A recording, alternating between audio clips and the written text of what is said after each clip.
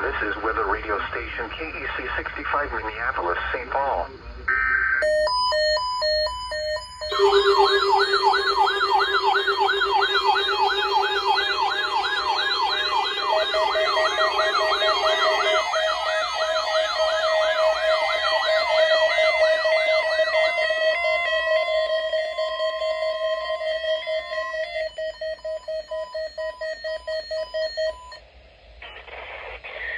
The National Weather Service in Chanhassen, Minnesota has just activated the warning alarm on 13 weather radio stations across central and southern Minnesota and west central Wisconsin. During dangerous weather situations, these specially built radios are automatically activated to warn for the hazard. Tests of these radios are normally conducted by the National Weather Service in Chanhassen every Wednesday at 1 p.m. If severe weather threatens the area near the normal test time, the test will be postponed until the next good weather day.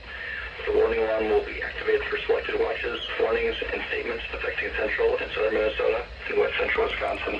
This concludes the test of the warning system. We now return to normal programming.